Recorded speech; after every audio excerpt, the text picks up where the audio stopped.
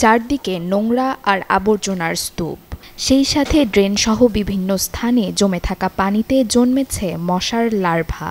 এই চিত্র নাটোর শহরের। এমন অবস্থায় জ্বরসহ নানা রোগবালাইয়ে আক্রান্ত হয়ে পড়ছেন এলাকাবাসী। কিন্তু জনসাধারণের মাঝে নেই সচেতনতা, নেই শহরের আবর্জনা পরিষ্কারের কোনো উদ্যোগ। অসুস্থ হলেও ভাইরাস জ্বর ভেবে হাসপাতালের শরণাপন্ন হচ্ছেন না রোগীরা। অবহেলায় দিন দিন অবনতির পথে নাটোর শহর আর নগরবাসী। চারিমুখো কুম, মাইতেল, জঙ্গল, মশার কামড় সহ্য করা যায় না। আমরা খুব কষ্ট করে চলি। এখন বর্ষাকাল, আমার এদিক ডেঙ্গু মশার ওষুধ এখনো ছিটানো হয়নি। আর আমরা কর্মখাটা মানুষ, আমরা ডেঙ্গু কোনো পরোয়াই করি না। করোনাতে আমাদের কিছু হয়নি, আর ডেঙ্গু আমাদের কি হবে।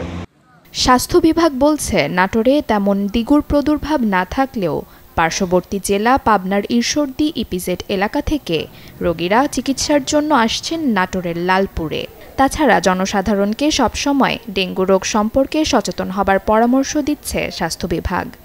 এই বিষয়ে আমরা সার্বিকভাবে জেলা প্রশাসনের সহায়তায় প্রচার ও প্রচারণা প্রতিরোধ সহ যেই সব কার্যক্রম প্রয়োজন সেগুলো চলমান, এবং আমরা জনগণকে সচেতনতার ভিতরে রেখেছি, এবং সেই সাথে আমাদের হাসপাতালের চিকিৎসার ব্যবস্থায় আমরা সর্বোচ্চ ব্যবস্থা নিয়েছি।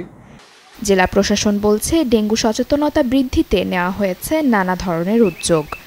আমরা ইতিমধ্যেই সভা করেছি, উপজেলা নির্বাহী অফিসারদেরকেও নির্দেশনা দিয়েছি, পৌরসভার প্রশাসকদেরকেও নির্দেশনা দিয়েছি বাড়ির আঙিনা যাতে পরিষ্কার পরিচ্ছন্ন রাখে, জনগণকে যাতে সচেতন করা হয় এই বিষয়ে, এবং এই মশক নিধনের জন্য প্রয়োজনীয় যে ব্যবস্থা পৌরসভা থেকে নেওয়া কথা বলা হয়েছে বা নেওয়া প্রয়োজন সেই বিষয়েও কার্যক্রম অব্যাহত রয়েছে।